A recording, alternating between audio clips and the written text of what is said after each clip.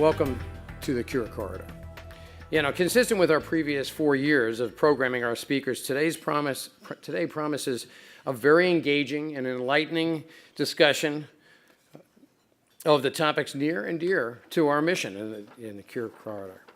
But before I get into that, I'd like to at least recognize and welcome my fellow City Council colleagues who are here with us today.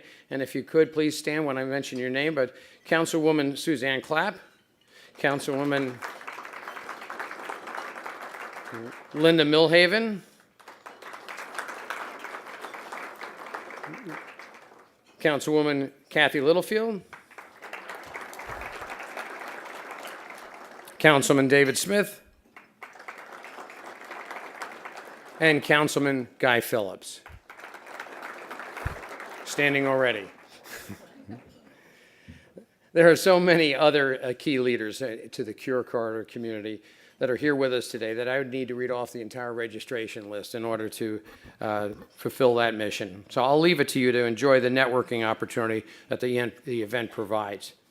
And of course, we couldn't do this without the support of many in the community, and special thanks to our partners who have made the logistics of this event possible. Now, the Scottsdale Business Development Forum has championed the Cure Corridor from its very beginnings. And I believe that Greg Patterson, who is the Executive Director for SPFDF, and Mark DeWayne, the Board President, are here today. Gentlemen, if you could, please stand up and just be recognized. They're over here.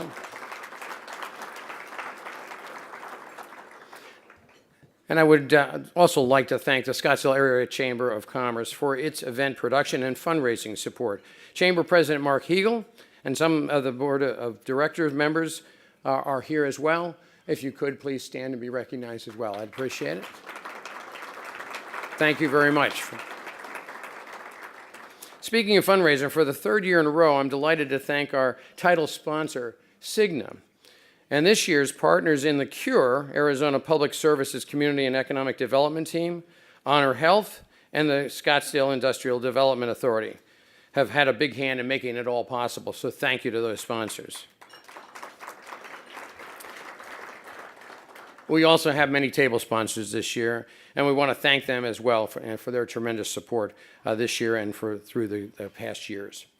And as you know, every year we come together to share valuable insights and into the recent accomplishments of the companies that call Scottsdale Cure Corridor home. And this year, we're focusing on the impact of technology on healthcare. Not only is it relates to new discoveries and access to care, but to the innovative new ways that companies can reach their patients like never before. Technology and entrepreneurs are indeed shaping the future in ways we have scarcely imagined. As Danielle mentioned, I launched the Cure Corridor concept to bring awareness to the many important clinical discoveries and developments in Scottsdale and across the country. Over the past 5 years, this annual Cure Corridor event has been attended by more than 1,000 stakeholders. The programs have influenced public policy, sparked fresh motivation for innovation, and have played a role in attracting new bio-life science investment in Scottsdale. Also, over the past 5 years, we've discovered that while the Cure Corridor is concentrated along Shea Boulevard and into the Air Park, it stretches across the cities. Companies like Banner Health, Behavioral Health, have made significant investments in downtown Scottsdale. Gobiquity launched a vision screening app for kids and did it in a co-working space provided by Desk Hub. And firms like Magellan Healthcare are maintaining and growing their corporate headquarters here. I look forward to even more great stories like these for the Cure Corridor in years to come. Now we need to get on with the show. We're going to take a short break here while your lunch is actually served, and during the time we'll be entertained by a short video highlighting the Cure Corridor, some of its companies, and its leaders. I'd like to thank the City of Scottsdale communications team as well as the companies that participated for their work in this video, which serves as a fantastic overview of the Cure Corridor. Please enjoy.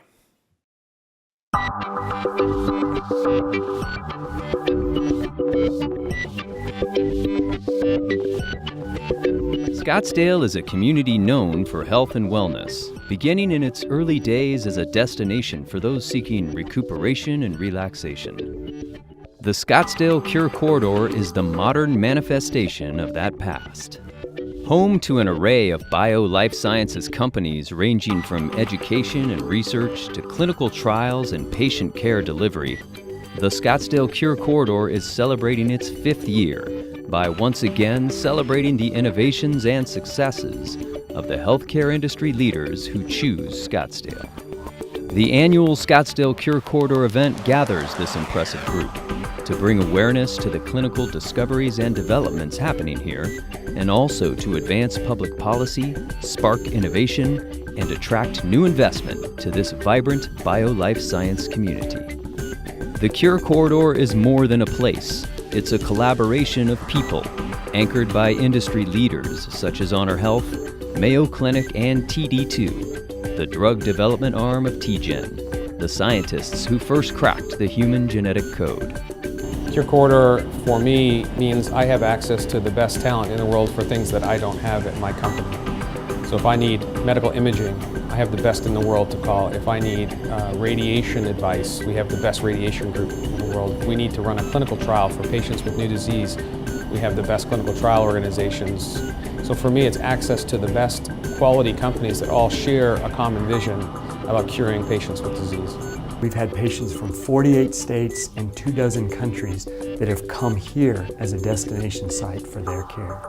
This coalition of care includes cutting-edge research, treatment, medical and pharmaceutical development, as well as manufacturing, education, and life enrichment opportunities not found in any other city in the U.S. So over the last 5 years for Global Med, we've seen significant growth in healthcare systems around the world looking to transform their delivery system of healthcare. With all of the experience on the professional side with the clinicians, to give them the technology that they need to deliver care in a new way. Scottsdale has been foremost at our root of being able to attract the best talent and to provide an environment for our staff and for our customers who come in from all over the world. The City of Scottsdale supports innovative companies, offering an ideal environment for them to operate and grow. Consider these recent success stories. Medical device startup Neolite, incubated out of SkySong, the ASU Scottsdale Innovation Center, won the 2016 Rise of the Rest Startup Pitch Competition, earning a $100,000 investment from AOL co-founder Steve Case. Only 2 months ago, Neolite received FDA clearance for further testing, manufacturing, and distribution of its portable jaundice treatment device. Scottsdale-based Epifinder is creating a seizure and epilepsy patient portal to empower people to take ownership of their health and advance epilepsy and neurology research. Epifinder has raised more than $400,000 in angel investment and is supplementing that with an ongoing Kickstarter campaign.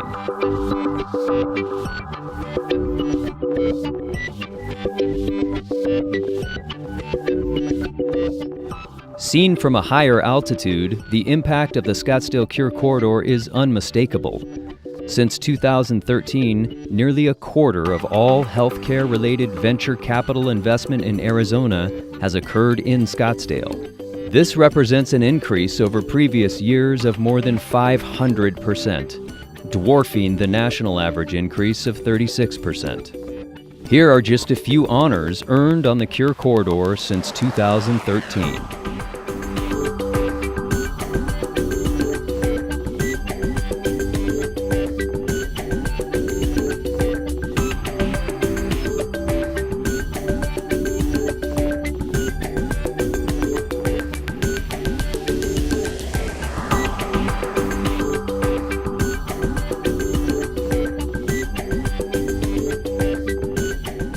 So Systems Imagination is a big data analytics company.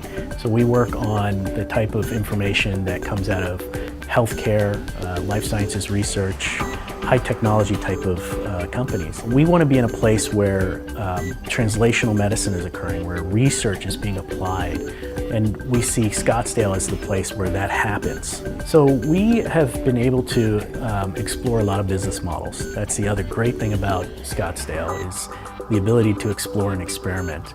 I like to say we get to fly under the radar. What's great about Scottsdale is you have time and resource. The local government supports you, and you have an environment where you can test new models. But it allows us to test new models and to really explore the opportunities from a business perspective.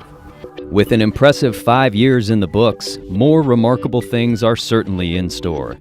In summer 2017, Mayo Clinic School of Medicine welcomed its first cohort of 50 students in Scottsdale. By 2020, the school's 4-year medical training program will grow to 200 students, doubling the overall size of Mayo's national medical school enrollment. Cure Corridor partners preparing the next generation of industry professionals also include Arizona State University, the University of Arizona, and Northern Arizona University. Developing that talent pool keeps the Cure Corridor vibrant and strong.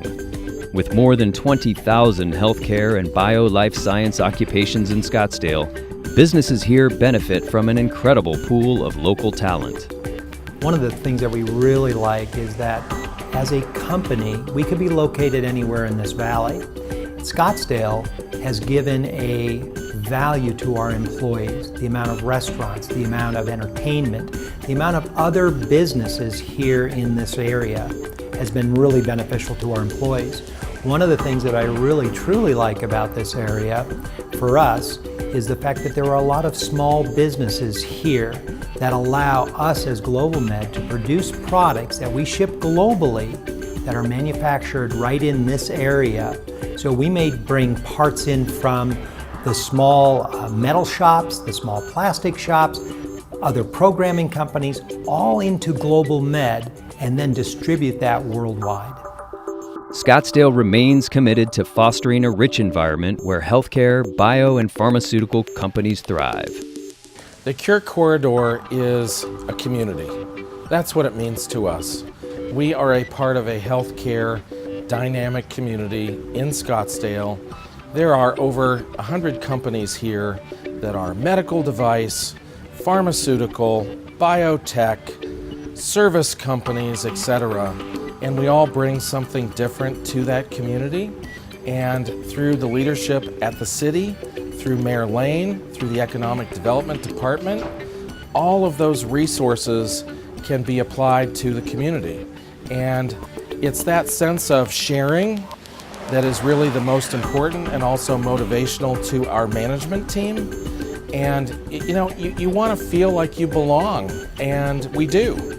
Whether you're a startup looking for one of the world's most progressive and distinguished locations to grow your business, or a Fortune 100 company seeking creative, fast-paced collaboration with like-minded companies, Scottsdale's Cure Corridor has room for you. What being part of the Scottsdale Cure Corridor has meant to us as a company over the last 5 years since it started is that we are part of something bigger. It's not just about Global Med. It's not just about the city of Scottsdale. It's about all the lives that are impacted globally from what happens right here.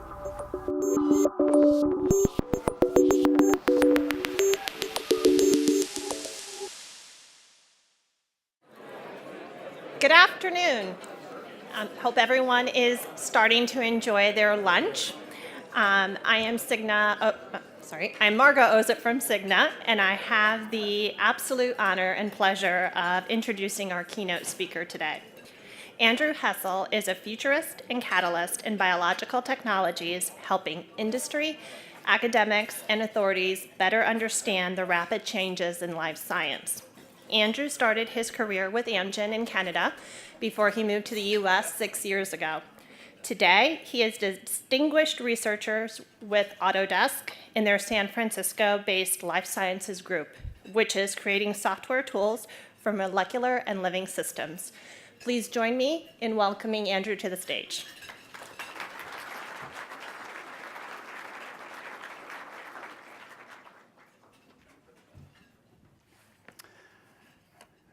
I hope you're enjoying your lunch. Thank you for inviting me here today. And I hope I won't put you to sleep with all your calories. What is a futurist? What's a catalyst in biological technologies?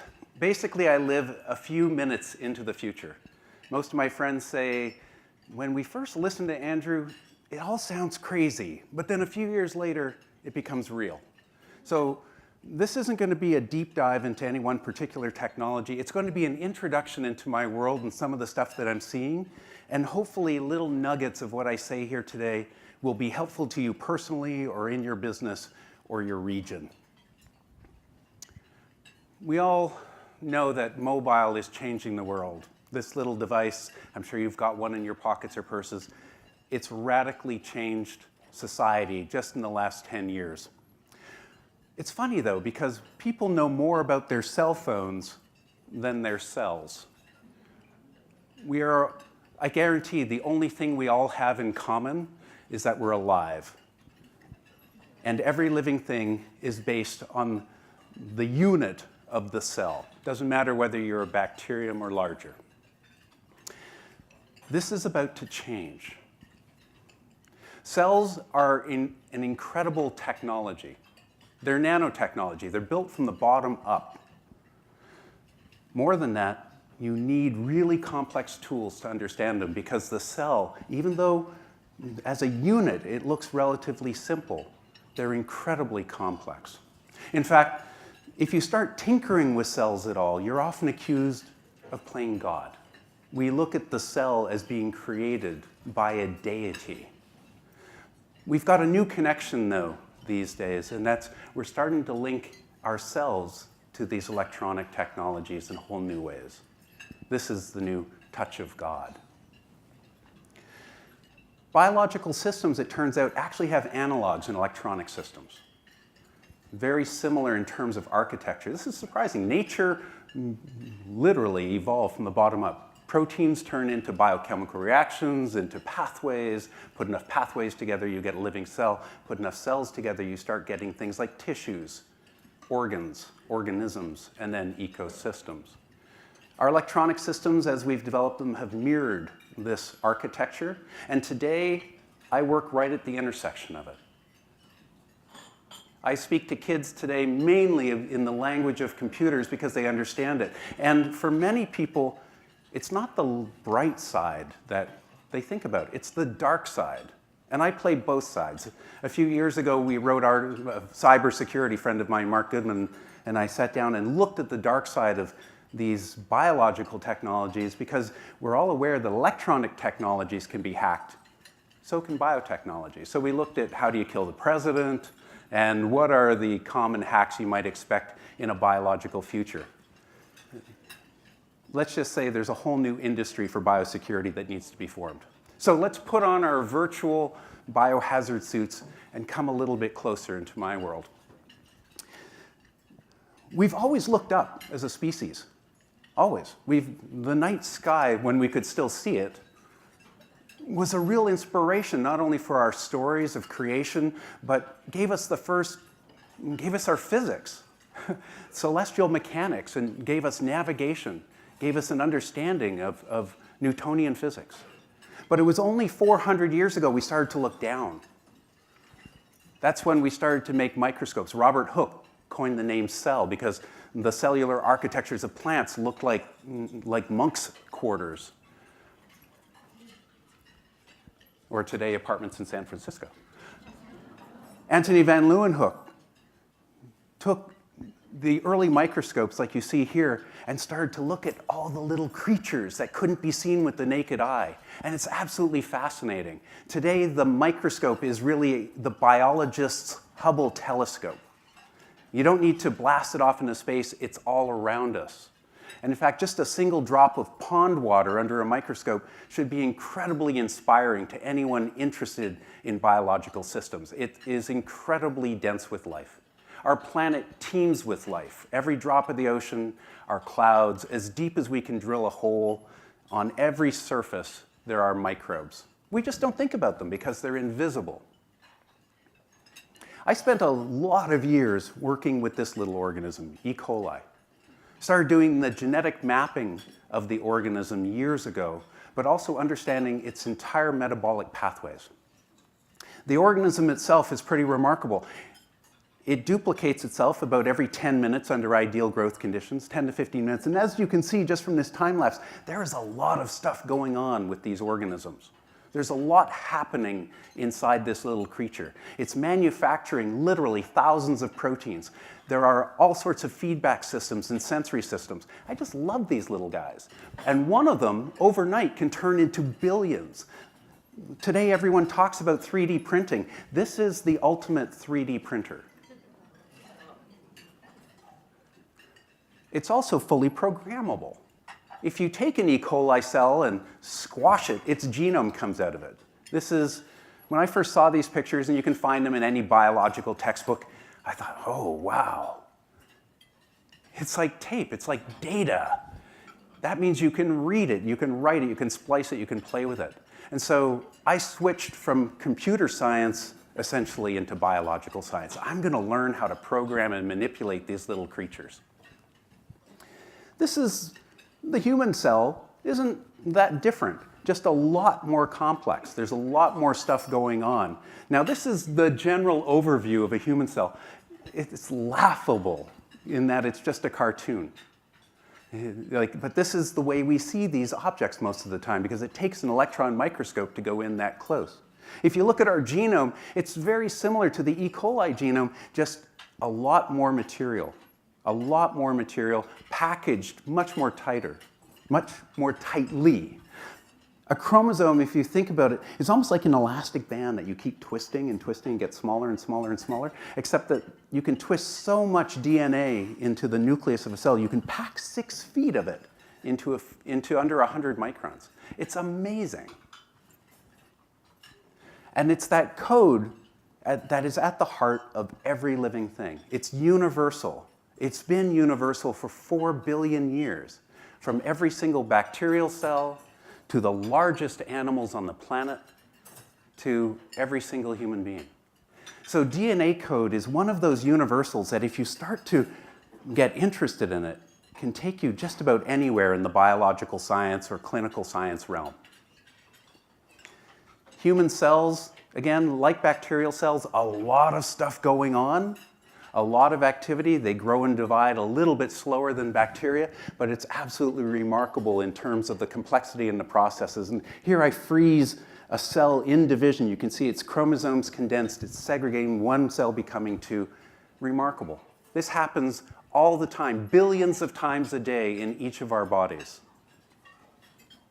Now, the wiring diagram for these cells is incredibly complex, because it's all happening in a cellular container. It's not divided up. It's all, sometimes there's compartments, but this is essentially like a computer running in a vat of soup.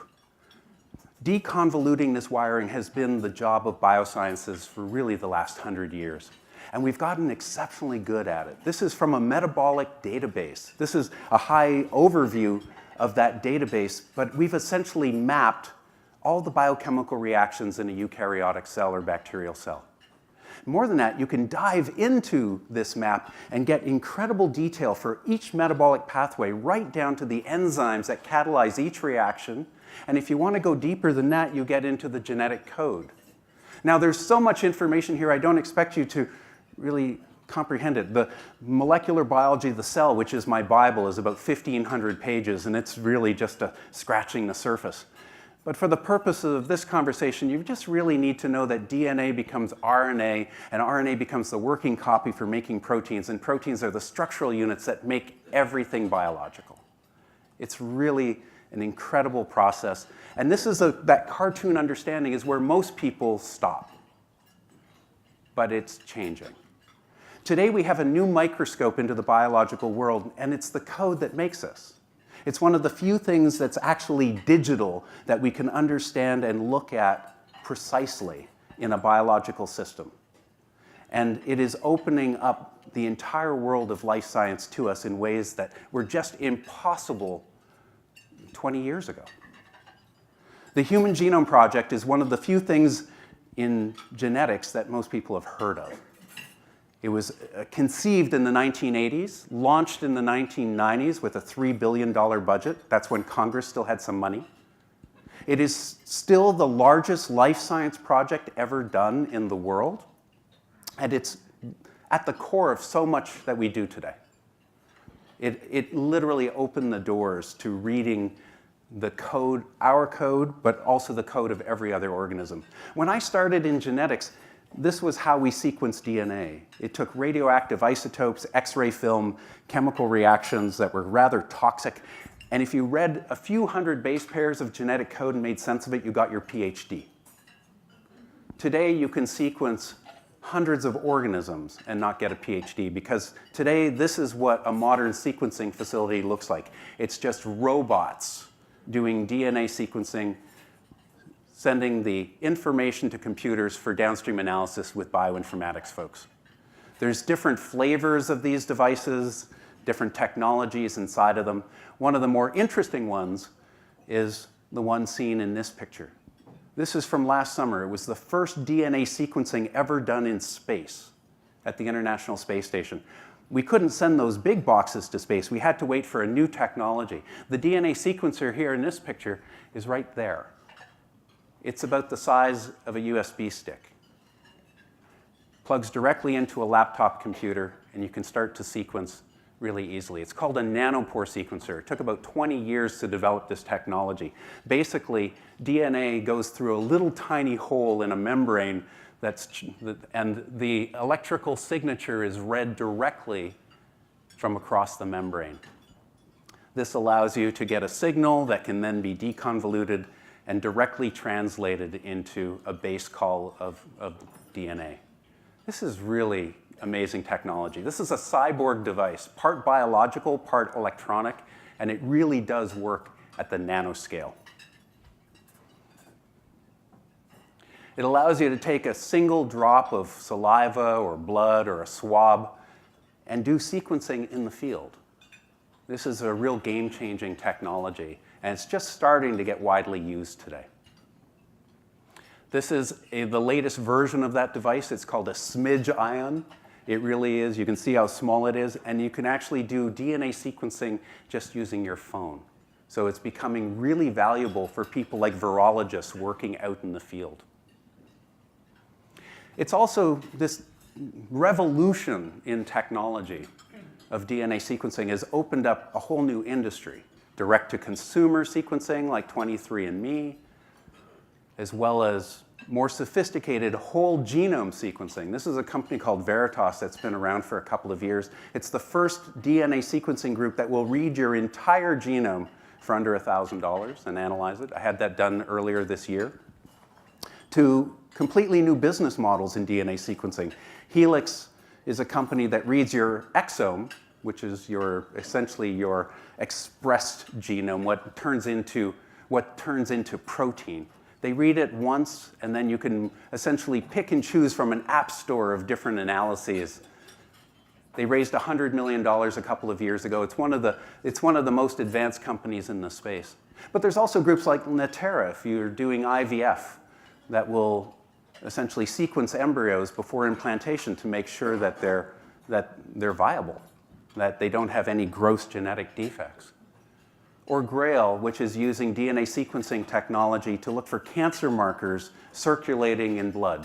So now you can actually go in for a monthly or bi-yearly blood test and do what's called a liquid biopsy, looking for cancer anywhere in the body because some of the telltale cancer DNA is circulating. When you start taking DNA and layering other information on it, tissue samples, information about your life, and organizing it, you essentially produce a biobank. The UK is one of the largest of these, 500,000 people as part of this collection. It's not full genome sequencing yet in these biobanks, but this is really powerful. Integrating information about you with your genome as a foundation is really incredible. And this is an open source data set. So it's becoming kind of the model for where personalized medicine is going to go in the future. What happens next? This is just stuff that's happening today. Well, it's going to get really interesting. Earlier this year, I was with Gary Wolfe. He's the founder of an organization called the Quantified Self, Better Living Through Numbers. It's basically people that love tracking different parts of their life. Some people get on a scale every morning and write down their weight. Other people wear Fitbits and track their sleep or their exercise. They're early quantified selfers. But I said to Gary, I think there's going to be a company that comes along and offers people free genomes the same way we get free email and free social media. And they'll have at least 1 million members in 5 years. And he said, no way, not going to happen. Didn't expect that from him. I said, money on the table, dude. So we did a $1,000 bet for charity that will, I'm saying it's going to happen. He says it won't. I plan to win this bet, even if I have to go and found the company. I've told him this. And I said, it's in the best interest of quantified selfers that you lose. Here's what's happening, because it turns out, now that I'm looking for this, I'm finding a bunch of companies that are getting into this space. It turns out that we can collect a ton of data about people today, because our lives are being increasingly digitized. And then when you start layering on genome and epigenome and some of this rare data, it becomes an incredibly powerful data set. And now that the genome, the whole genome is under $1,000, it's just a customer acquisition charge. So we're seeing an entirely new business model appear on this. I'm also seeing this happen at the forefront of health. This is a group that started up not too long ago in San Francisco, aiming to be kind of the Apple Store of walk-in clinics.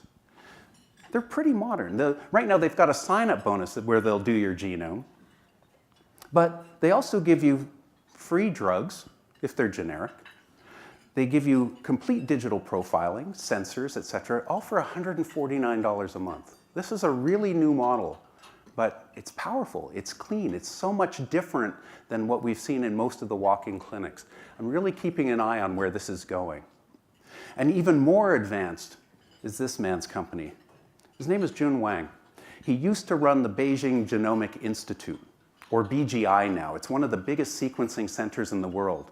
He left 18 months ago, started a company called iCarbonX, essentially to collect people's digital lifestyles, pair it with genomics, and do predictive modeling. 6 months after launch, it was valued at over $1 billion. He gave a TED Talk earlier this year that raised his profile significantly in the West. But this company is really at the forefront of where personalized medicine is going. And how does this integrate? Avatars. Like, essentially, this is a physical representation of an avatar. This is not real. This is digitally synthesized by a company called Soul Machines, which is actually building digital brains and AI backends for this. This is going to be the chatbot number that you essentially call for tech support in the future. But this is also what we're starting to do with all your health information. Because when you're made into an avatar, and then you play forward what your life is going to be like if you keep living as you're living and not saying no to that extra dessert, etc. It's really powerful. Now you can see it. But that's just reading and comprehending information, integrating data sets and modeling. The stuff I'm interested in as a genetic scientist is getting creative, is writing. The company I used to work with right out of school, Amgen, made a fortune just writing the code for small proteins that became big sellers. But the technology that we were using over 20 years ago has since become digital. Today, we've got a whole new field that we call synthetica that has kind of arisen out of this digital biotechnology. And we can pick and choose against all the tree of life, bacteria, archaea, and eukarya, and make completely new combinations that didn't exist before. This is not GMOs. This is not genetic engineering in any way you might think of genetic engineering today. This is software engineering for life. And it is so much more powerful and interesting. Now, we only have 3 tools for really manipulating life. One of them is evolution. We're pretty familiar with that. Editing and design. Now, if you look at evolution, there's no design process. It's just applying selection, human intention to the reproductive process. That's why we have big broiler chickens and giant ears of corn coming out of Iowa. It's why we have all the different dog species, because we've been doing this for thousands of years, selecting different traits. And today we've automated that process with machines like this that can go through processes where you have organisms growing, typically bacteria. You can sample them in real time. You can start to inject synthetic code into that mixture and supercharge the rate of evolution in these bacterial populations, driving them to a desired endpoint. This is called multiplex genome engineering. Editing is a little more intentional. This is the genetic engineering most people are aware of today, gene splicing. It's over 40 years old. It's called splicing because we used to splice every media back 40 years ago. We used to splice magnetic tape. We used to splice film. Very similar. If you look at the biotech industry of 40 years ago, it's pretty much where it is today. You're tinkering with life. You still have to go and fight all the folks that are worried about that. And it's also a giant boom industry. And that's probably where you're more interested in. It was booming in the 1970s. It was booming in the 80s. It's booming in the 90s. It's still booming. Today, the leading edge of that boom in editing is CRISPR-Cas9. It's only a 5-year-old technology, but it is so precise at editing DNA. It's become an indispensable research tool, and it's already moving rapidly into the clinic. Almost every day there's new applications. Cancer is an easy one because you can now target the genetic code of a cancer cell specifically. You can cut it and destroy it. It's one of the best potential cancer therapies we've got. Same ditto with antibiotics. This company based out of France takes viruses that typically infect a particular bacterial species and they put in a CRISPR construct so it only kills a particular variant of that bacteria. Our guts are filled with E. coli bacteria, but if you have a pathogenic E. coli, an antibiotic can't distinguish. These antibiotics can. Here's a really interesting application that's all poised to hit the clinic soon. This is Luhan Yang. She's one of the co-founders of a company called eGenesis. They're taking pigs, stripping away the endogenous retroviruses in the pig genome and modifying the pig cell surface markers so that the human immune system doesn't attack it. So they're making essentially a generic pig for transplantation. This is moving to the clinic incredibly fast. Now, we produce 1 billion pigs a year. This technology gets approved, there's no more waits for organs. The transplant list just goes away overnight. This could be a $1 trillion company. Just the other day, yesterday, CRISPR-Cas9 has been shown to be able to, has been modified so it can actually not, instead of editing genomes, be used to turn parts of our genomes on and off. And so this makes it really useful for in vivo therapies. This is brand new. We've never had this level of control over our genome and making it into a therapeutic. And it's also at the heart of something called a gene drive. These are a little more controversial, but this is where we can drive evolution to a dead end. They're starting to use this for mosquito eradication, but they've also proposed it to get rid of things like rats in London. It's even being used as a data archive technology. This is just from earlier this year where this movie, one of the first movies ever made, was actually encoded into a living bacteria.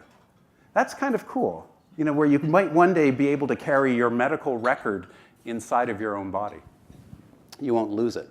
And of course, we're starting to use this technology to try it on human embryos, to be able to do things like genetic surgeries to repair damaged embryos. This is really edgy stuff. It's got a long way to go before we are comfortable with this technology. But I remember the first test tube babies in 1978. Today there's over 5 million kids born with IVF technologies. It's not controversial anymore. But it's when you can sit down and really start writing DNA code, programming it, that things get really interesting. And it's coming faster than most people understand. This is a company called Twist Biosciences in the Bay Area. They are a 3D printer for the DNA molecule. You design DNA on computer, you send it to them, you get a physical strand of DNA back that can directly coordinate the metabolic activities of a living cell. This is digital genetic engineering. It's easy, it's inexpensive, and it gives you tremendous power and control, even compared to tools like CRISPR. There's only been a few scientists in the world that have really taken this technology and run with it hard. One of them is our very own Craig Venter, based out of La Jolla, California. Craig has been at the forefront of genomics since I first met him in the early 90s. He's one of the most remarkable scientists in the world. He also pisses a lot of people off, which is why he doesn't have a Nobel Prize. He's not patient. He's part businessman, part scientist, and a lot of scientists resent that. But he's the first to make a fully engineered bacterial genome, and he did it almost 8 years ago, and he's the only other scientist in the world that's made the second fully engineered bacterial genome, written from scratch. The process is familiar to anyone in engineering. Computer design, 3D printed genome, install the genome, test it.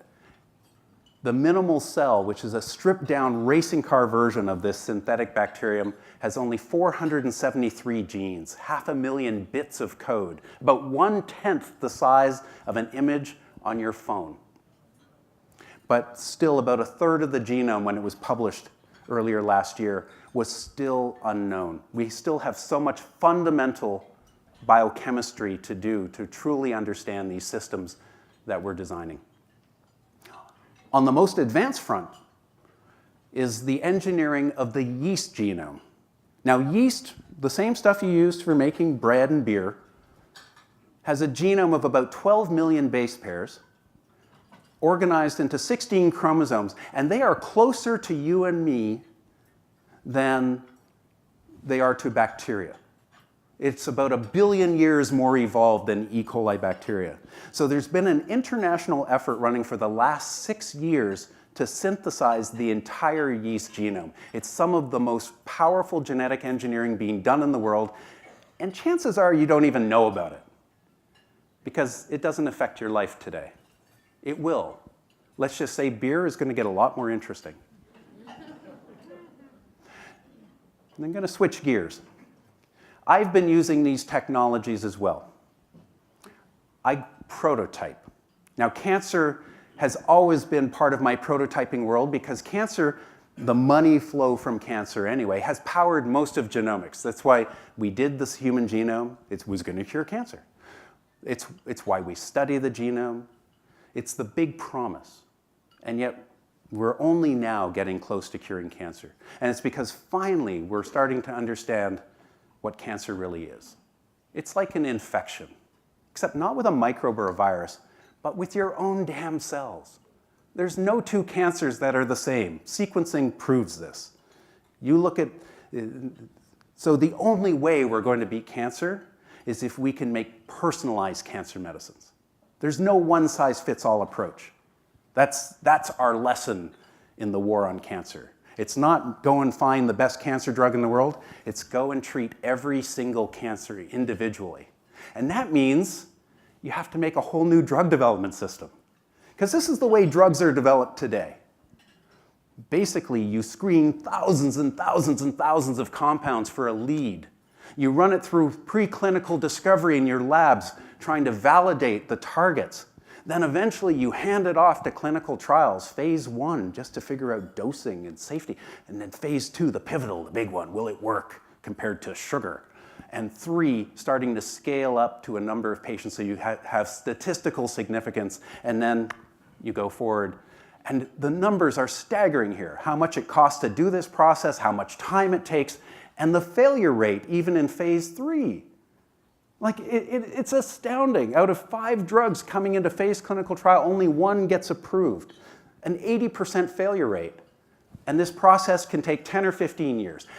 You need to understand this process is not going to cure cancer. Like, period. So I started thinking over a decade ago, how do you 3D print medicines? How can you do it? How can you make a medicine for one person at a time at an affordable price point?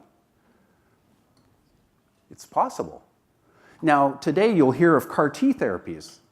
CAR T therapies have just been approved. I'll talk about them in just a moment. But I started working with viral therapies.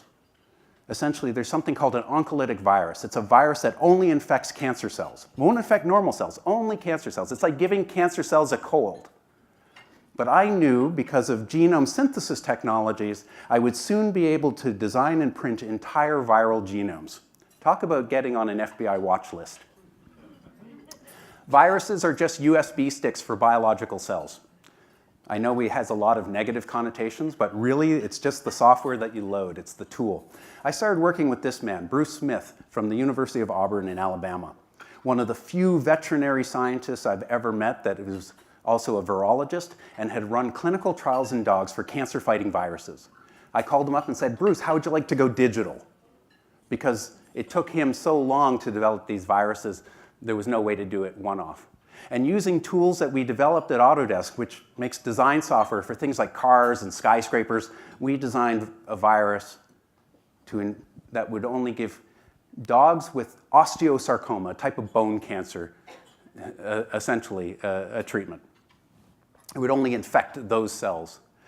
And we were successful. And then earlier this year, we spun it out to a little startup called Humane Genomics. We're only going to focus on dogs for the moment because we want to build up the technology. But I can tell you this, to go from start to finish, designing, building, and testing a virus for dog cancer, the first time we did it, it took us 4 months. Granted, we had knowledge of how to do this because there had already been a clinical trial with this particular virus. It's a canine adenovirus. But it took us 4 months and it cost less than $10,000 to do the engineering. And that's probably going to be the most expensive virus I ever make. Here's the cool thing when you start making medicine for one animal or one person at a time. There's a lot of benefits, but the biggest one is that you don't need large-scale manufacturing plants and you don't need phased clinical trials because you do the risk-benefit before you start. The patient is always part of the process because you're using their cancer, their genome, as the starting point for design. And every single treatment is a clinical trial. But it becomes a meta-clinical trial as you start to get more and more patients into the system.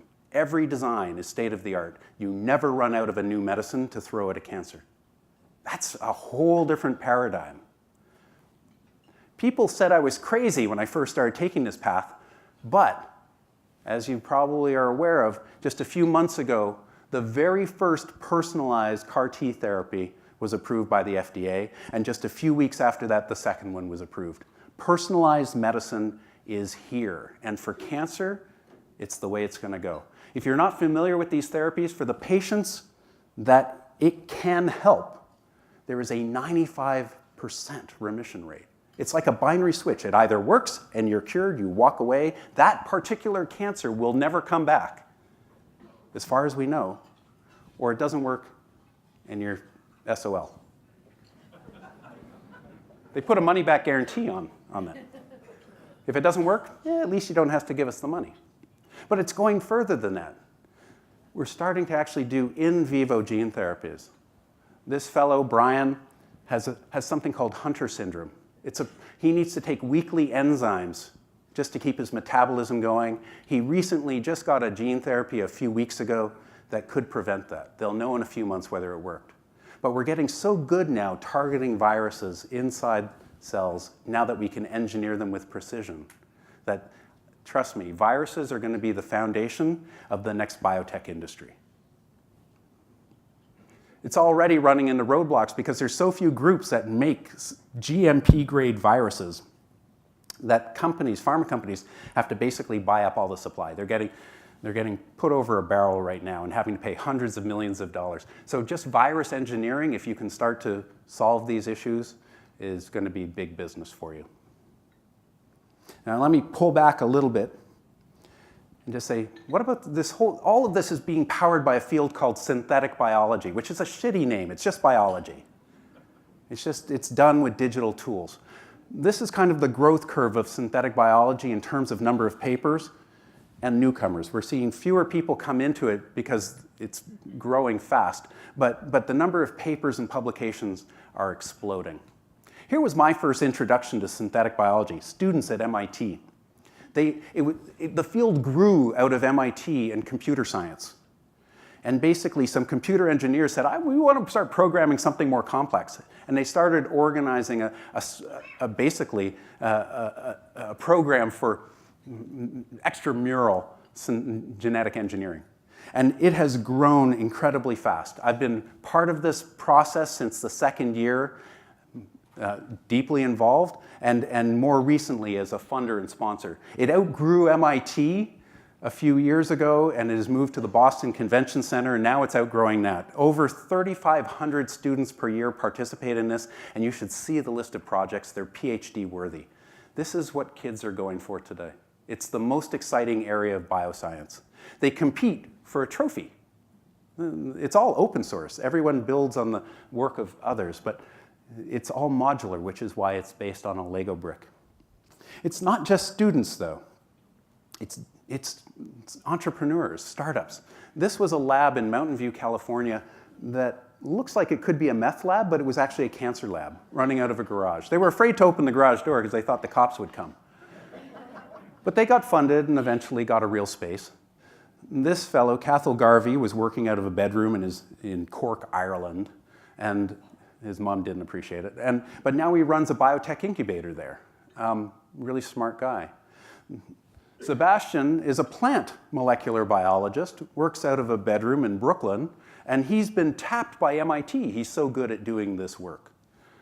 He's funded by Patreon, essentially people just donating a few dollars a month to his cause.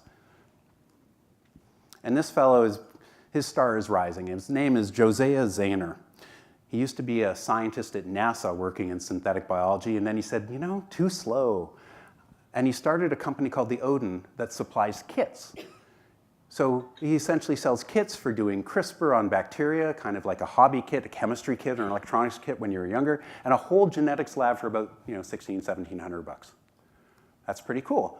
But he's also a biohacker, and just a few months ago, he injected himself with a CRISPR construct for myostatin, essentially make bigger muscles. And he did this live on Facebook. This is kind of edgy. The FDA already kind of came down and said, these kits are illegal and we're not happy with this stuff, but really the cat's out of the bag.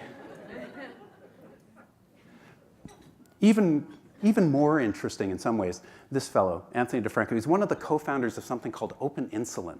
Now, insulin's been around forever. It was one of the first things we cloned. You'd think it would be cheap, but it's not. We sell $25 billion worth of insulin a year. It should be free, but that's because the incentives in biotech are a little skewed. Let's just say they don't always put the patient first. So they're making open source insulin. They're moving very, very close to market. That's going to be a game changer. And now I'm starting to see groups like this. Indie Bio, it's one of the biggest biotech-focused incubators in the world. It's only about 3 years old. They've already incubated over 70 companies. They give you $500,000, essentially, well, $250,000. Lab space, mentorship, money, and almost every company that comes out of the space, 4 months turnaround, has prototypes. Many of them are funded before demo day. And then there's the folks at MIT that started that educational program. What did they do? They didn't do postdocs. That pays under $50,000 a year. They went and founded a company that makes organisms. They've raised almost $200 million. This is the biolab of the future. If you're a big pharma, you know that, but now it's affordable by small pharma. It's robots that run 24/7. They keep better notes. You don't have to buy them pizza or beer. They run 24/7.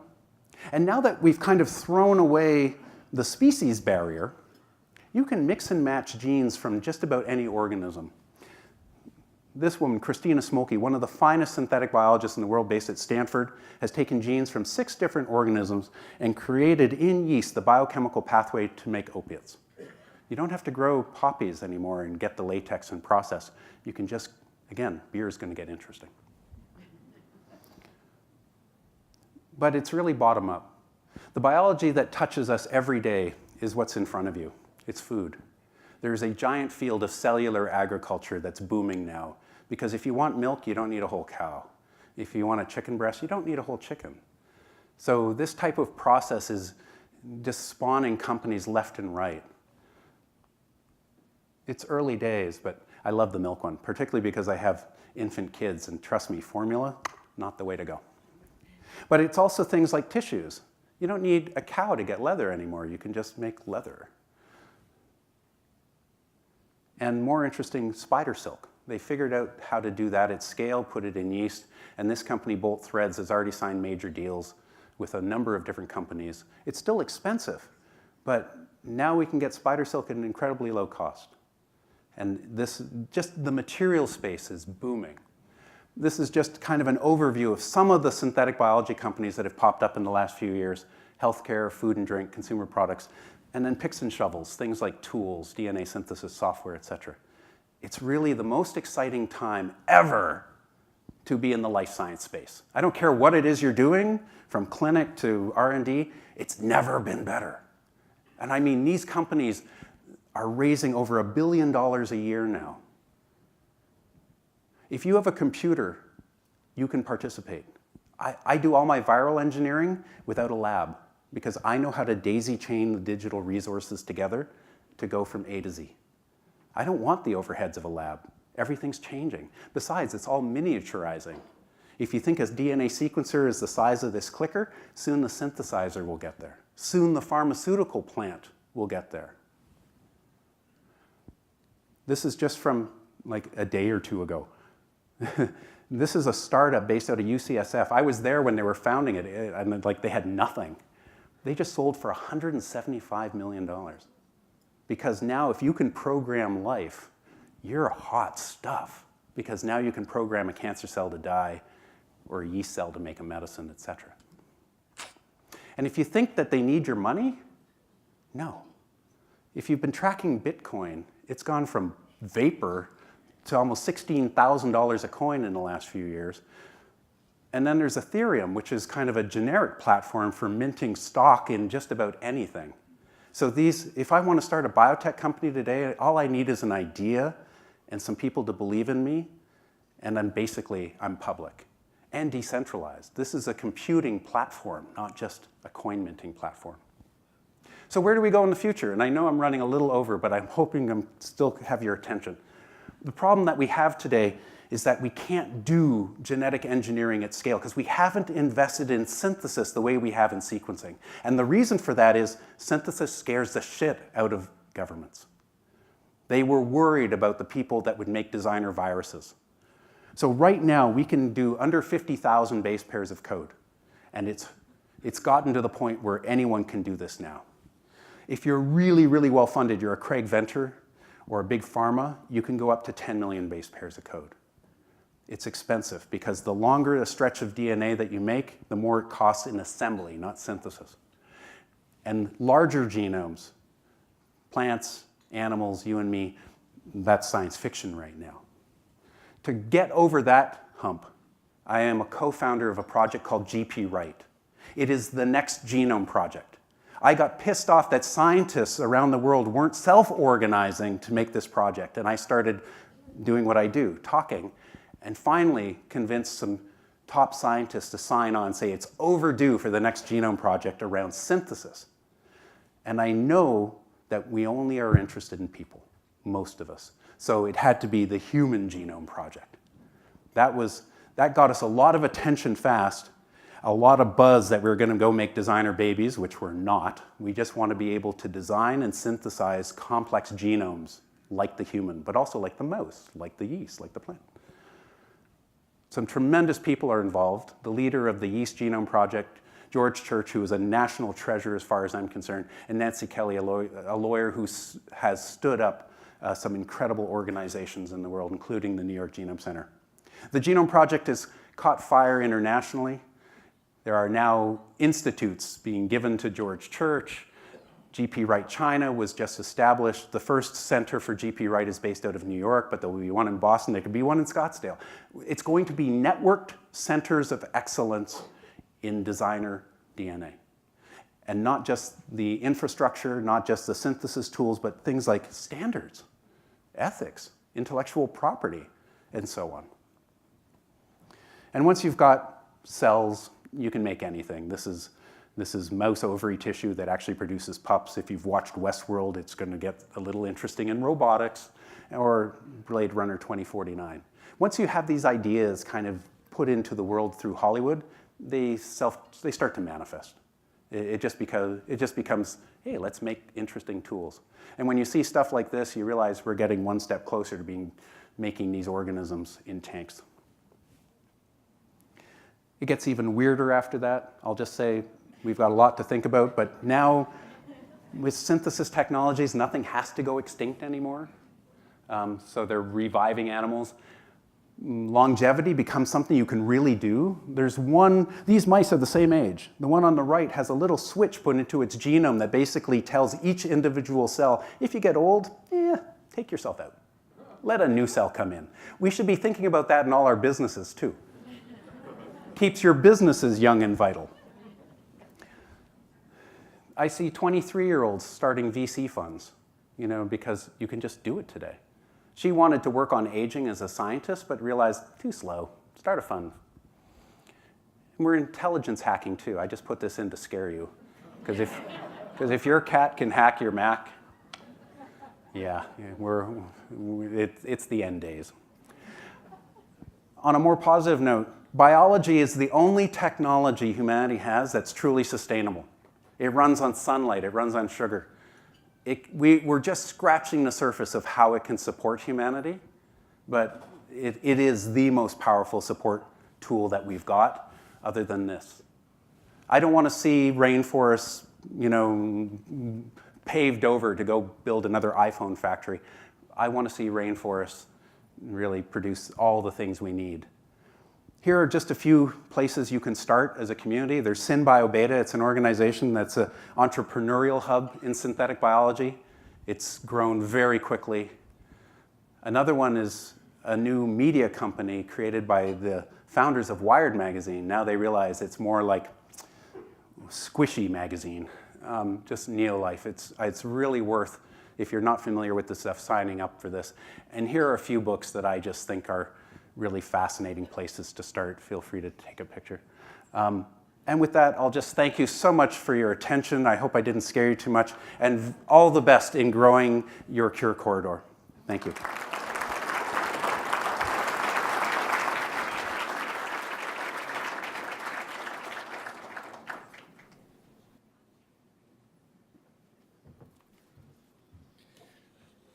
Wow.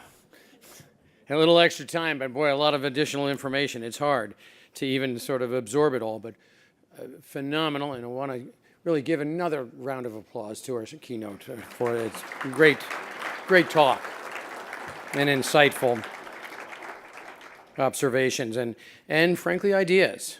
G.P. Wright may be a place for, there may be a place for him here in Scottsdale, but we'll see. To share more about the efforts and amazing innovations happening here in Scottsdale, BioLife Sciences, we have a tremendous panel. And I'd hope that, I know we're running a little bit late, but I certainly would love to make sure, and just in making sure that you get the full effect of the Cure Corridor event here, stick around for a tremendous panel of experts that we have here today to share some of their thoughts and to facilitate this discussion.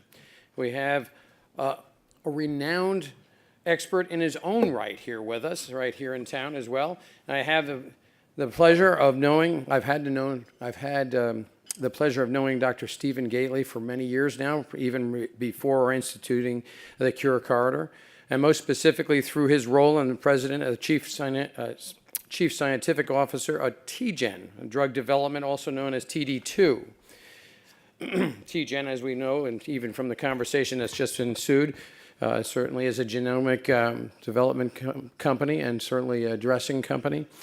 And TD2 is the maker of some of the translational drug therapies that fit the bill for that.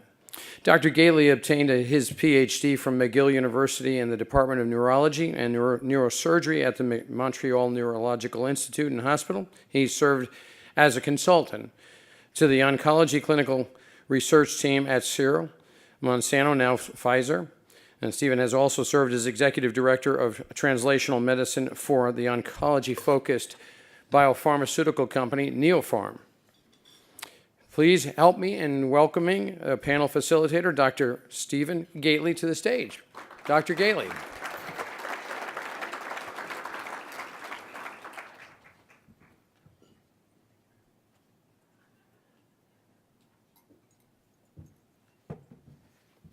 Well, thank you very much, Mr. Mayor, and thank you to the city staff and council for organizing this event. I think just standing here in the first 5 minutes of the event, we've got 2 new cures to work on, and we may get into that a little bit here. I know we're running late, and Danielle, you're probably turning blue here, but I encourage everyone to stay together and talk amongst one another, because you never know what the other person knows. So I'd encourage you to just whatever you're thinking, talk about it, and someone's going to say, "What? You do that?" We've had that all. Dr. Fry, you do that, and it's a great day. So I'd like to invite my group members to join me up here on the panel. Yeah, hang on, I'm just going to flip back here.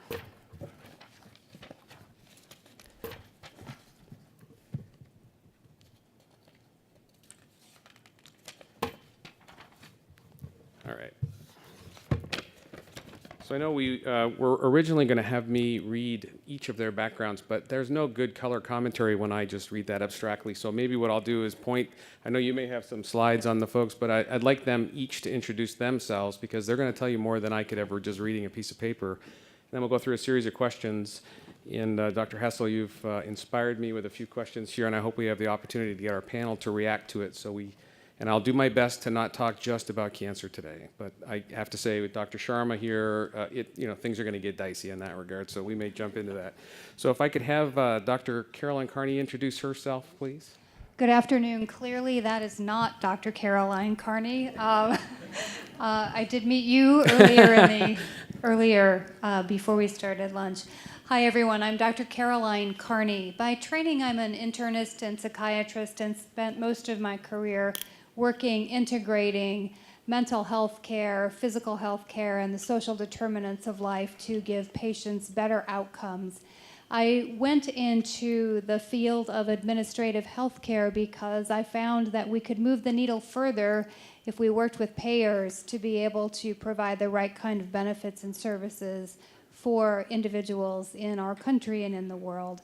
I became the Chief Medical Officer of Magellan Healthcare about 1.5 years ago now. It's an exciting place to be, with a lot of technology, bridging and integrating healthcare. Great, thank you. Dr. Jeremy Ellis. Hello, okay, good. Yes, I'm Dr. Jeremy Ellis. I'm the Chief Scientific Officer at Fry Laboratories. We are a clinical diagnostic and research lab based here in Scottsdale, near the Scottsdale quarter. And we're primarily known for translating disruptive technologies that are in the research sphere into clinical diagnostic use, and specifically next-generation DNA sequencing for infectious diseases. So I'm responsible for identifying them, setting up the clinical protocols, navigating this, the regulatory, the fiscal pay space, and ensuring intellectual property protection for all of the innovations and investments that we have in the laboratory. So this is an honor to be here today, and hopefully I can bring a laboratorian-based position to the discussion today. Thank you. Thank you. Dr. Heather Ross. Thank you. I'm Dr. Heather Ross. By training and by profession, I'm a nurse practitioner. I practice here in Scottsdale in cardiac electrophysiology with Arizona Arrhythmia Consultants. I'm also a professor at Arizona State University. I have a dual appointment between the College of Nursing and Health Innovation and also the School for the Future of Innovation in Society. And I hold an appointment as a research scientist with the Global Security Initiative, where I focus on issues related to health security, and health security writ broadly, anything that threatens the security of human health around the world, including access to care or not access to care, including the effects of climate change and the implications of new technologies on human health. Very excited to be here today. And also, for the purposes of full disclosure, I'm a candidate for U.S. Congress here in CD6. Thank you. And good news for cancer patients. We got Dr. Sunil Sharma to make a move from Utah to Arizona, and so we'll be making more cures for patients here in Scottsdale. So, Dr. Sharma. Thanks, Stephen. Sunil Sharma, I'm a medical oncologist. Currently I just started here a month ago, so I'm brand new. So thank you for inviting me here. My clinical practice is at Honor Health at the Virginia Piper Cancer Institute, where my main role is to foster the kind of the transition between the lab and translational research into the clinic. So integrating genomics, proteomics, that was talked about, into cancer care and bringing the best medicines. My other role is to be the deputy director for Translational Genomics Research Institute. You know that place, it's called TGen. And our lab there actually uses computer models to build drugs. So I was very impressed by the talk and lots of synthetic biology. I would love to talk to somebody about that and kind of pivot after that talk from building small drugs to maybe building DNA-based technologies to treat cancer. But thank you for having me here. Thanks. Thanks very much. I might start, actually, Dr. Sharma, with a question to you. And Dr. Hessel described this big data push. So you think about what we may all be doing as patients, going to 23andMe or other places, getting ourselves sequenced, and we have that sitting on our laptops, and we bring that to our doctors. And perhaps other technologies. I'm wearing an Apple Watch, so Apple freely gets my heart rate as I'm standing here talking to you today, and who knows how they'll apply my heart rate data to some decision down the road, whether I go to Dunkin' Donuts or Starbucks. But I wonder, as you think about your practice today, how big data, someone's heart rate, what their glucose levels are every 10 seconds, how much genomic data they have on themselves, how much has that changed the way you're practicing medicine? Well, it's changing it really at a lightning speed. I mean, I used to be at Sloan Kettering, which is a big cancer institute, only about 15 years ago, where I had my first real job. And we were quite annoyed initially. All the oncologists were very annoyed when patients came in with the newfound access to Google with kind of, these different, a whole volume of kind of questions based out of Google. And of course, fast forward 15 years, now they come in with their whole exome sequenced, and essentially the least of the oncologist problem is the Google kind of the volume. I think as the speaker before us pointed out, I think it's really exciting times. I think all of the medicine is actually going to turn into in the future, and currently also, we essentially have many different kinds of data flowing into the patient care. Whether it's the electronic medical record, it's the imaging data, the genomics data. Even their clinical data, like Stephen, you were saying, all the different monitorings that are going on. And it's a real challenge for the average physician to actually integrate that. I mean, it's just a challenge of the human mind. You're basically having to think in 6 or 7 different dimensions. And so the personalization of that and making sense of that, I agree, is going to be a wonderful future industry. And we're going to have many, many more tools, as we heard some of them in that talk. But I think the future is going to be where all of that can be sort of visualized and also interpreted. So I think that is going to be the challenge, to visualize information in like 8 or 9 different dimensions. And how are you going to do that in a way that our brains can make sense of it? So that's true. Thank you. Carolyn, maybe you might want to comment as well about the use and application of big data. And Heather, I'd love to hear your thoughts, given your role in digital forensics. But perhaps, Dr. Carney, maybe any thoughts you have from Magellan's perspective on big data, and maybe perhaps a payer perspective as well. Sure. So thank you for the question. Big data can be used in a variety of ways in the healthcare field. First, for population health, we use big data to identify individuals, cohorts of individuals, persons at risk for disease. And how do we use big data then to intervene early and find those individuals across the whole population? How do we change the trajectory of care? And we can get there by the use of large databases, whether those are coming from physiologic data coming together, utilization data coming together, or even things today, predictive modeling using which magazines you read as a predictor of how you will have a health outcome or develop a health problem.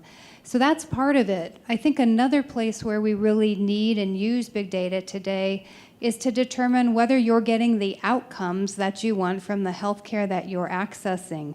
I can look at a database and tell you which physicians in a community are performing as outliers, either good outliers or bad outliers. If I can monitor how you're doing post-operatively, I can find out what happened to you. Are you adherent to the surgery post-op, or was there something that happened? Who were those doctors, for instance, who have higher rates of infections during the operative procedure?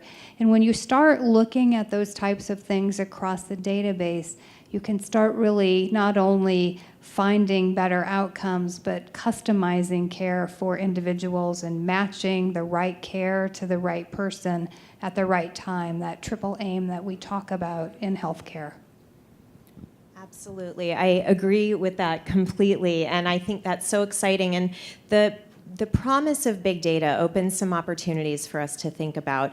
Two things in particular. One, as a clinician, the promise of ubiquitous monitoring, all of the new sensor-based technologies that we have to help us better understand biomarkers and biosignals and behavioral signals from people in their daily life.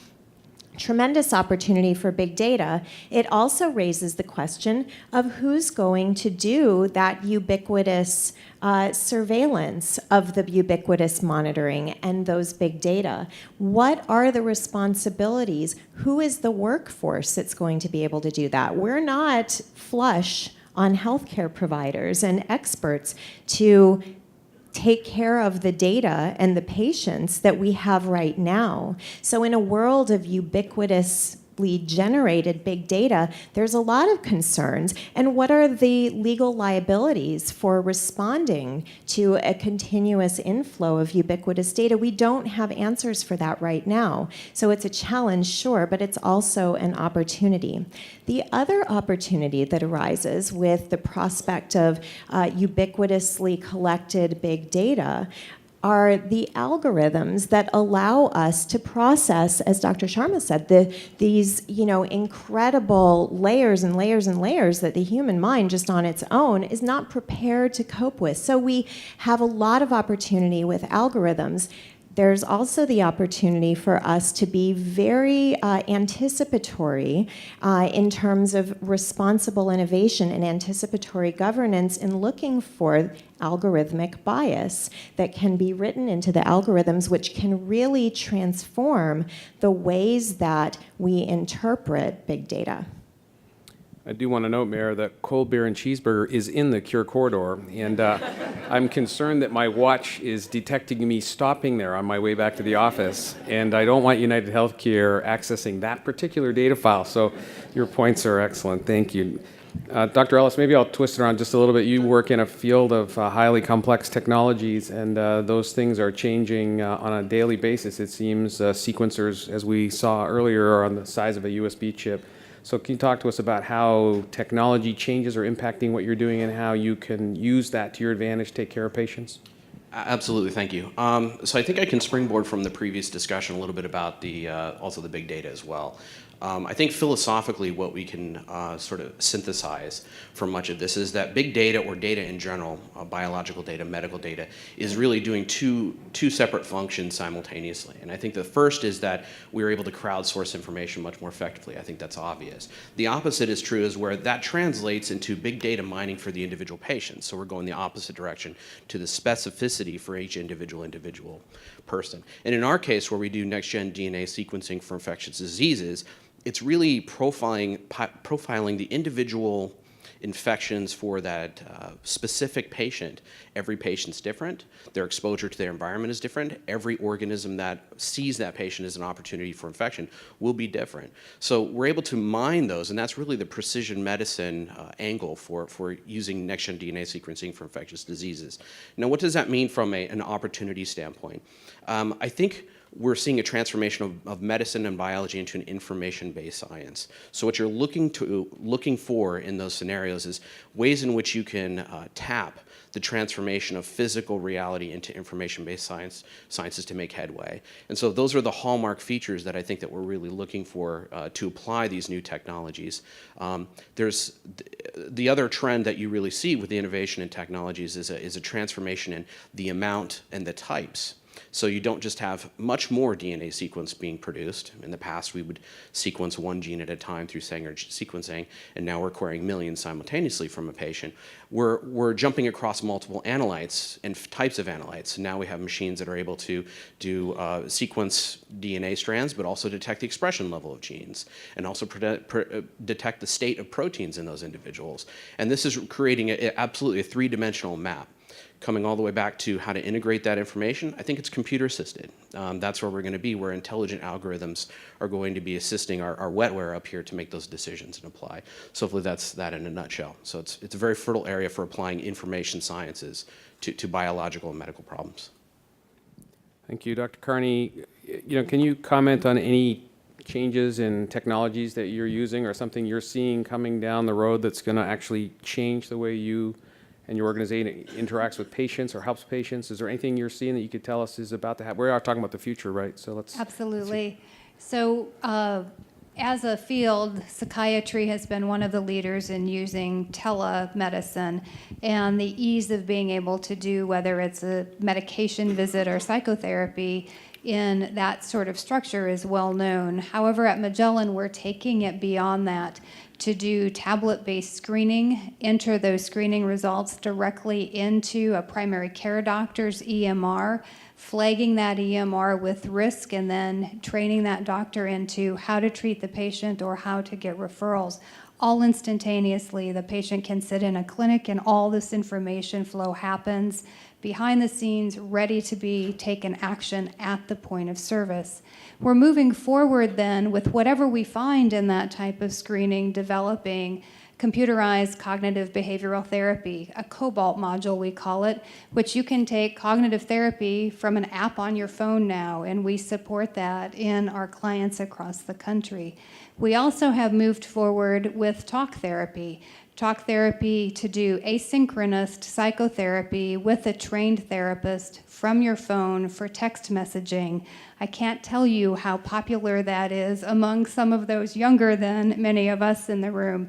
But I look at my kids in particular, they would never want to sit down and take the time to go to an appointment, but absolutely they would be willing to intervene. And back to the population data, using that kind of data then in a cohort to identify those individuals who may be at risk for suicide, who may be at risk for an adverse outcome. So then using the tech tools to intervene early. If there is a student who I know is on that trajectory, how can I reach that student earlier with the tech tools as we work the way toward actually a face-to-face visit?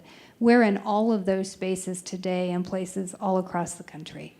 Are you going to have any of those creepy avatars that will be talking back to us? Well, I think we'd do virtual reality first, which is being shown to be a great technique for post-traumatic stress disorder, and maybe someday a face-to-face therapist who is an avatar. Dr. Sharma, I'll ask your same question a different way, thinking about, we heard today about CAR-Ts, oncolytic viruses, the changes in care patients. We're hearing about things happening right here in Scottsdale, patients getting incredible benefit from these new agents, and you're challenged with figuring out how to deploy them in these folks. And maybe talk to us about the speed with which innovation is coming and how you're able to get that translated to patients so they understand the risks, the benefits, and then the opportunity for you.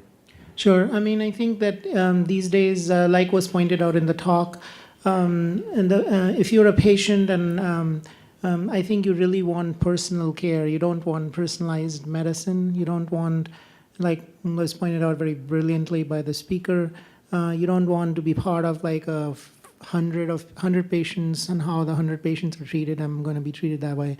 Especially with cancer, it's really getting very personal. The 8 or 9 dimensions of data need to be kind of completely customized to bringing the best therapy. So the future of cancer therapy is going to be that every patient's tumor and their normal genome and their proteome being the actual machinery that drives the cell will be sequenced. That data would be available for analysis and action, and a particular customized program would be available for that patient.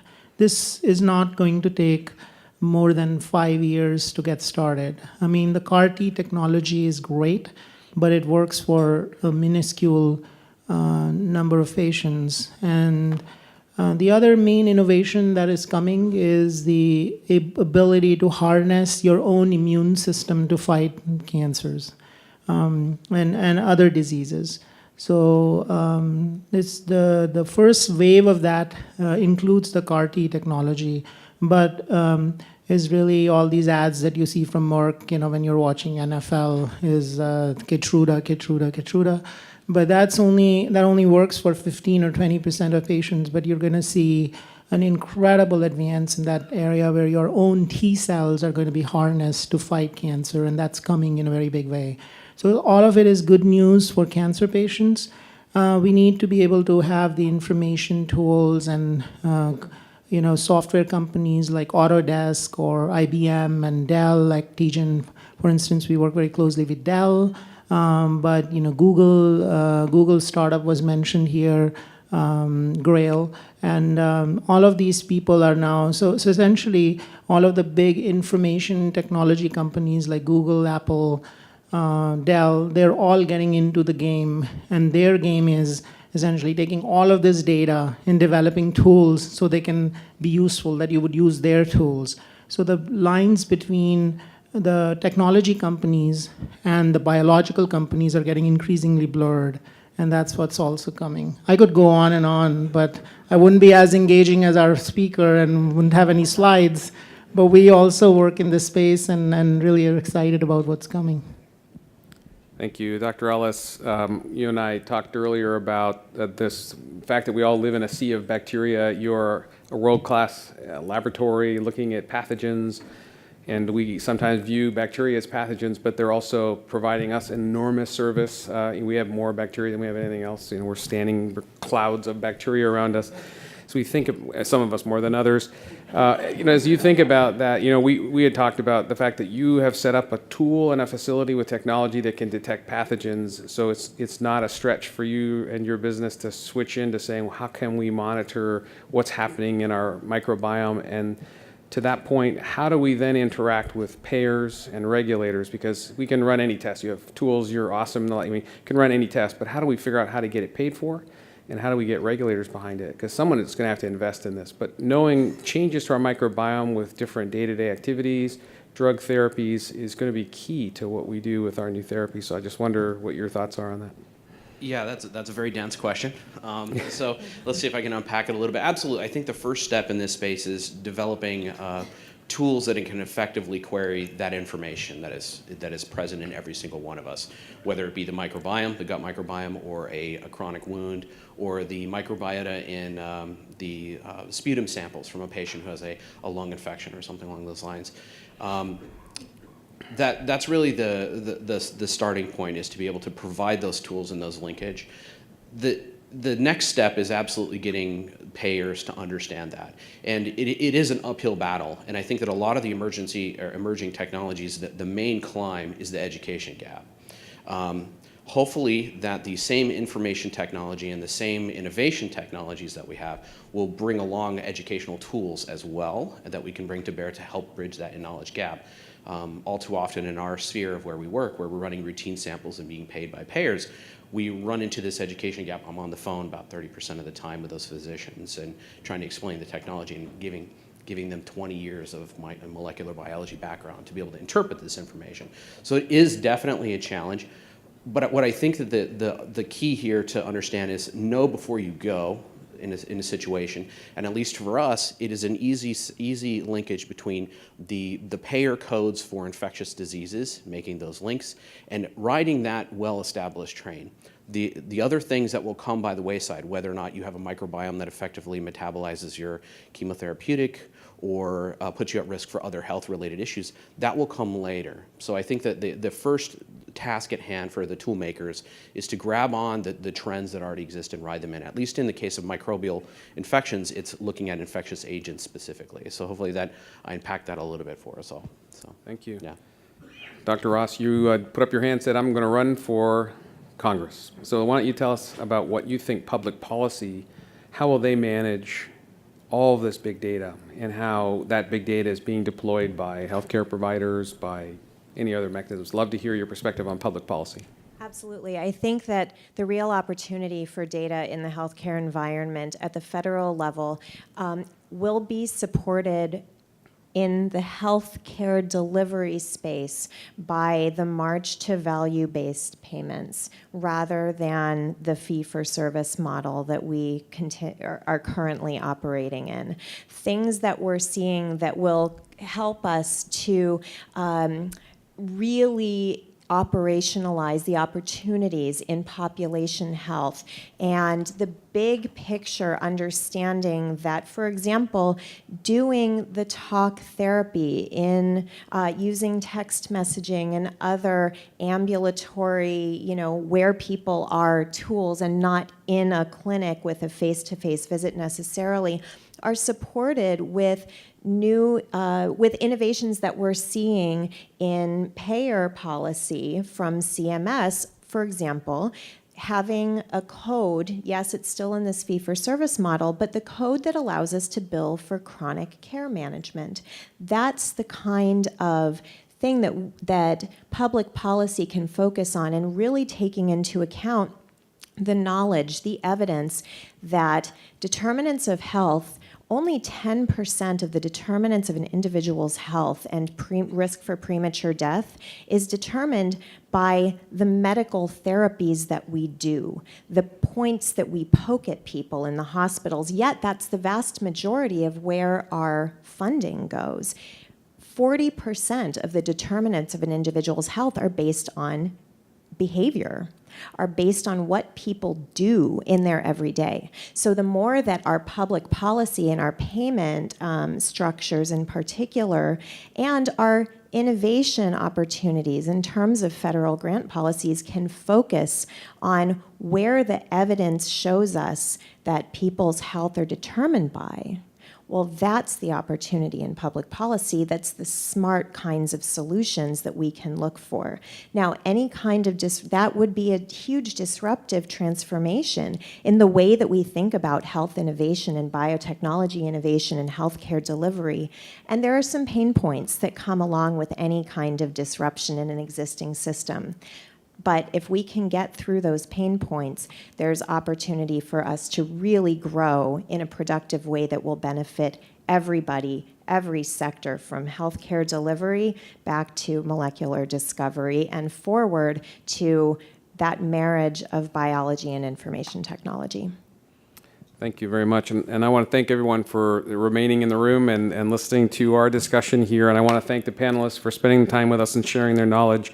And I really would encourage, if there's any time left, stay, meet some folks, see what you know and don't know, and I think that's a great next step forward. We already had some fun here as a panel, so I encourage that as well. So thank you to the panel, and thank you for staying.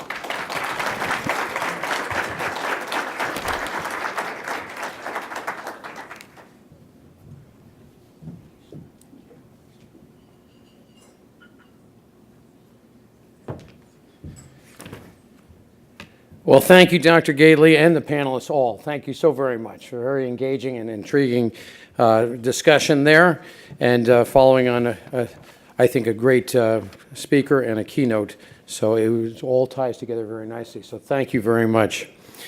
So please, again, join me in giving our panelists and Dr. Gately another round of applause. I, too, want to thank you for sticking around, because I think there was a lot to be gained by that, and if you can afterwards make those connections. I have one simple ask for you today, and I hope that you're here because you have a strong interest in the advances along the Cure Corridor and in Scottsdale's economic development efforts in the industry. I therefore ask you to stay engaged in this discussion and stay tuned as we plan for another session in the spring, late spring likely, with regard to our bioscience and biotechnical connections. And I hope to see some of you there. when that comes out. Finally, please save the date for another upcoming informational program that's near and dear to my heart, and that's the state's, or rather I should say, the state of the city's address. That we're currently working, we are now currently working on some great new and exciting projects and developments in the city of Scottsdale, and I look forward to being able to announce those at that time. That'll be, I believe that's January 31st. I don't have that. Yeah, so that's coming up pretty quick as we get through the holiday season. This concludes our program today. Please stay tuned for a follow-up note from our economic development team seeking some feedback on this program, as well as a link to some more information on the Cure Corridor and a taping of today's program. Thanks again to our partners and sponsors, in particular Scottsdale Area Chamber of Commerce and Scottsdale's Economic Development Team, and my staff for helping to make this event possible. Have a safe and happy holiday season, and thank you very much for joining us.